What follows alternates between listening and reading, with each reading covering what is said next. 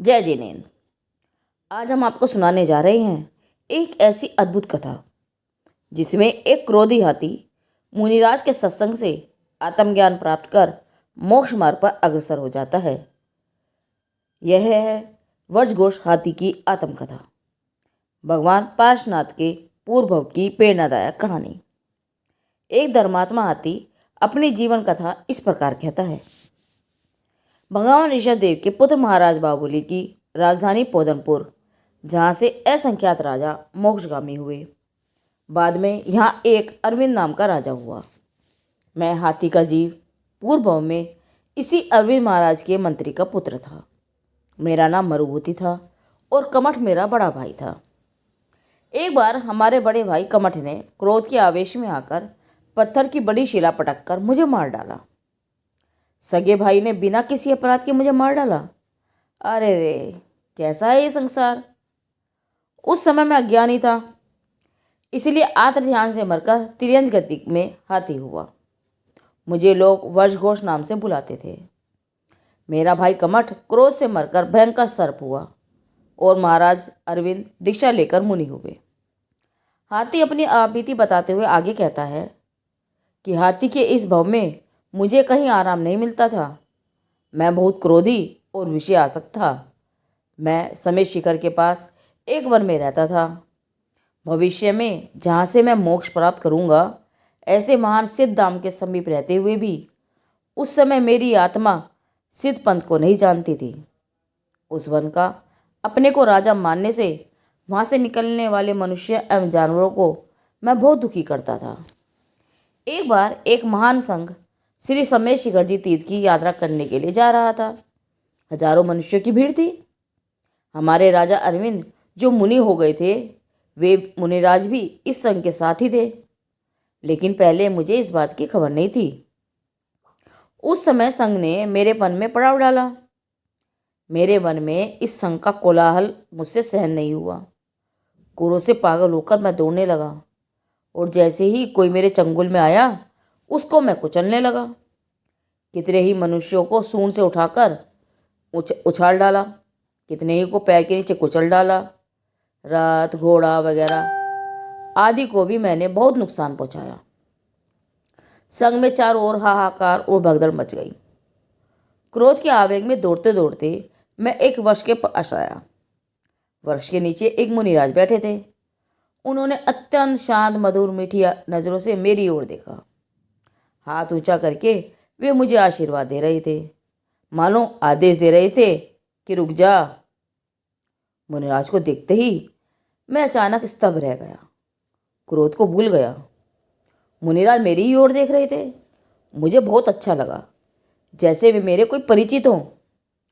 इस प्रकार मेरे हृदय में प्रेम भाव जाग उठा।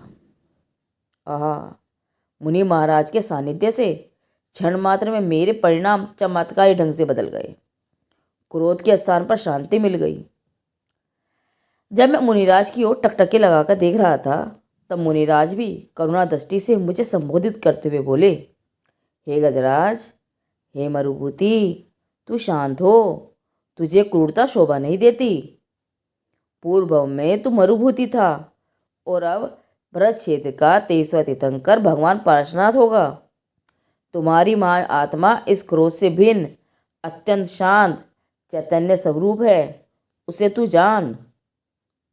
आहा, मुनिराज मुझे अत्यंत शांतिदायक वचनामृत पिला रहे थे और मैं मुग्ध होकर उनकी ओर देखता रहा।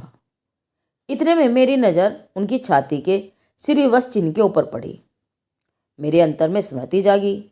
अरे, इन्हें तो मैंने पहले भी कहीं देखा है। ये कौन है? ये तो मेरे राजा अरविंद हैं। हाँ, ये राजपाट छोड़कर मुनि दशा में वीतराग से कैसे सुशोभित हो रहे हैं। इनके पास मुझे कितनी शांति मिल रही है।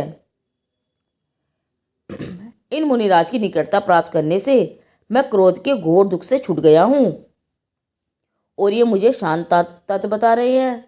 ऐसा विचार करके मैं विनय से सूंड नवाकर श्री मुनिराज के सम्मुख खड़ा रहा। अब मेरा महाउद्धव शांत हो गया और मेरी आंखों से अश्रुधारा बहने लगी। मुनिराज ने मेरी सूंड पर हाथ रखकर प्रेम से कहा, बस तू शांत हो। मैं अरविंद राजा मुनि हुआ हूँ और तू इससे पहले के भव में मेरे मंत्री का पुत्र मनुभूति था, उसे याद कर। यह सुनते ही मुझे मेरे पूर्व की याद आ गई। जाति स्मरण हुआ और वैराग्य से मेरे परिणाम विशुद्ध होने लगे। मुनिराज ने कहा, हे भव्य, पूर्व में तुम्हारे सगे भाई ने ही तुझे मारा था। ऐसे संसार से अपने चित्त को तू विरक्त कर। क्रोध आदि परिणामों को छोड़कर शांत चित्त से अपने आत्म तत्व का विचार कर। तू कौन है? तू हाथी नहीं, तू क्रोधी नहीं, शरीर और क्रोध दोनों से भिन्न तू तो चैतन्य स्वरूप है। अरे, अपने चैतन्य स्वरूप को तू समझ। मुनिराज की मधुर वाणी मेरे आत्मा को जागृत करने लगी। मुनिराज की वीतराग शांति को देखकर मैं मुग्ध हो गया। कितने निर्भय, कितने शांत और कितने दयालु। मेरे क्रोध की अशांति और मुनिराज की शांति, इन दोनों के महान अंतर का ज्ञान होते ही मेरा उपयोग क्रोध को तजकर क्षमा की ओर जाने लगा। क्रोध रूपी पागलपन कहीं दूर चला गया। मुनिराज अपनी मधुर वाणी से मुझे संबोधित करते हुए कह रहे थे, हे भव्य, अब तुम्हारे भव दुख का अंत नजदीक आ गया है। आत्मज्ञान करके अपूर्व कल्याण करने का अवसर आ गया है। तुम अंतर्वर्ती के द्वारा चैतन्य तत्व को देखो। उसकी अद्भुत सुंदरता को देखकर तुम्हें अपूर्व आनंद होगा। और अब सुनो, अतिशय हर्ष की बात यह है कि इस भव में ही सम्यक प्राप्त कर आत्मा की आराधना में आगे बढ़ते बढ़ते 8वें भव में तुम भरत क्षेत्र की 24वीं में 23वें त्रिलोक पूज्य तीर्थंकर भगवान पार्श्वनाथ होगे। अब तुम्हारे मात्र 7 भव शेष हैं और वे भी आत्मा की आराधना सहित हैं। मुनिराज से अपने भव के अंत की बात सुनकर मुझे अपार प्रसन्नता हुई और तभी से अंतरंग में चैतन्य तत्व के परम आनंद का स्वाद चखने के लिए बारंबार मेरा मन करने लगा। ऐसे वीतरागी संत का मुझे समागम मिला है, इसलिए मुझे इसी समय कसाई से भिन्न शांत चैतन्य रस की अनुभूति करनी चाहिए। ऐसे शांत परिणाम के द्वारा मेरी चेतना अंतर में उतर गई। मैंने अपने परमात्म स्वरूप के साक्षात दर्शन किए। मुझे परम आनंद में स्वानुभूति सहित सम्यक प्राप्त हुआ। हाँ, मुनि भगवंत के एक क्षण मात्र के सत्संग ने मुझे मेरे परमात्मा से मिलाया। मेरा अक्षय चैतन्य ध्यान मुझे प्राप्त हुआ। भव दुख का अंत और मोक्ष की साधना का प्रारंभ हुआ। मुनिराज के उपकार की क्या बात। भाषा के शब्द तो मेरे पास नहीं थे, तो भी मन ही मन मैंने उनकी स्तुति की। शरीर की चेष्टा के द्वारा वंदना करके भक्ति व्यक्त की। प्रभो, इस पामर जीव को आपने पशुता से छुड़ा दिया। हाथी का यह भारी शरीर मैं नहीं, मैं तो चैतन्य आत्मा हूँ। उस समय पल पल अंतर्मुख परिणाम से आनंद में अमृत की नदी मेरे अंतर में उछल रही थी। आत्मा अपने एकत्व में रमने लगा।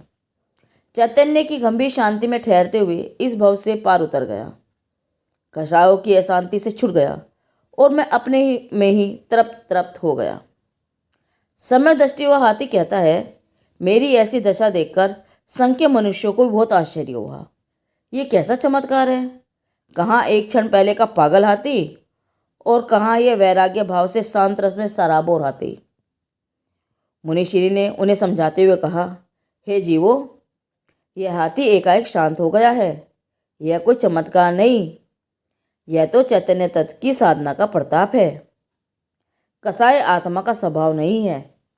आत्मा का स्वभाव तो शांत चैतन्य स्वरूप है।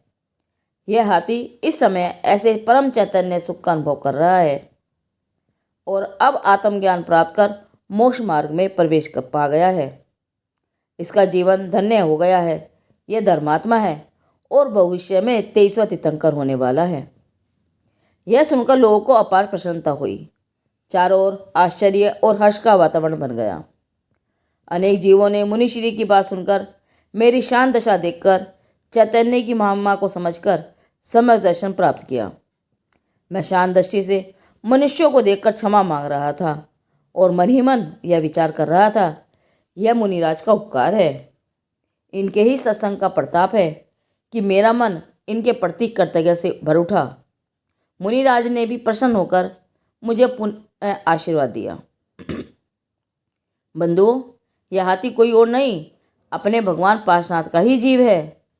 हाथी तिर्यंच प्राणी मुनिराज के क्षण भर के समागम से क्रोध शांत करके आत्म तत्व के परमार्थ स्वरूप को समझकर पशु पर्याय में भी परमात्मा बनने का मार्ग प्राप्त कर लेता है। आत्मज्ञान प्राप्त हो जाने से उस हाथी को अतिशय वैराग्य हुआ तथा मुनिराज के समक्ष उसने श्रावक धर्म के 5 अनुव्रत धारण किए। एक बार वह हाथी कहीं पर कीचड़ में फंस गया। वहां उसकी पूर्व भाव का बैरी कमठ, जो मर का सर्प हुआ था, उस सर्प ने हाथी को डस लिया। सम्यक सही समाधि मन करके वह हाथी तो स्वर्ग में देव हुआ और सर्प का जीव नरक में गया। अगले भव में हाथी का जीव मनुष्य होकर जब मुनि दशा में ध्यान कर रहा था, तभी अजगर हुए कमठ के जीव ने उसे डस लिया। फिर से वह स्वर्ग में गया और अजगर नरक में गया। इसके बाद के भव में हाथी का जीव वज्रनाभि चक्रवर्ती हुआ। तब मुनि होकर ध्यान में बैठे उस हाथी के जीव को शिकारी भील हुए कमठ के जीव ने बाण से उन्हें वेद डाला। पुनः वह स्वर्ग में गया और भील नरक में गया। इसके बाद के भव में हाथी का जीव अयोध्या नगरी में आनंद कुमार नाम का महाराज हुआ। वहाँ वैराग्यपूर्वक मुनि होकर 16 कारण भावना भाई, जिससे उसने तीर्थंकर प्रकृति बांधी। आनंद मुनिराज आत्म ध्यान में बैठे थे। इसी समय सिंह हुए कमठ के जीव ने उन्हें खा लिया। वे मुनिराज स्वर्ग के देव हुए और कमठ का जीव नरक आदि में भ्रमण करते करते संगम नाम का देव हुआ। अंतिम भव में उस हाथी के जीव ने काशी नगर में पार्श्वनाथ तीर्थंकर के रूप में जन्म लिया। दीक्षा लेकर मुनि होकर वे आत्म ध्यान में मगन थे।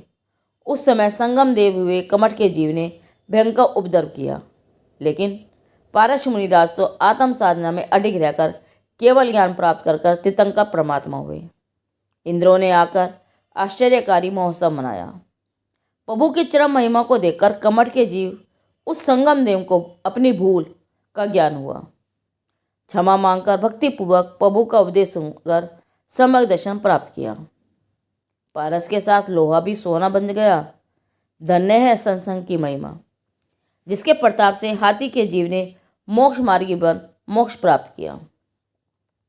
यह कथा हमें सिखाती है कि कसाय आत्मा का स्वभाव नहीं है। आत्मा का वास्तविक स्वरूप शांत, पवित्र और चैतन्य है। सत्संग की महिमा इतनी महान है कि एक पशु भी परमात्मा बनने की दिशा में अग्रसर हो सकता है। यदि हम भी क्रोध, अहंकार और विषय वासनाओं को त्याग कर आत्मज्ञान की ओर बढ़ें तो हमारा जीवन भी धन्य हो सकता है। इस दिव्य कथा को अपने हृदय में बसाइए, दूसरों तक पहुंचाइए और धर्म के प्रकाश को फैलाइए।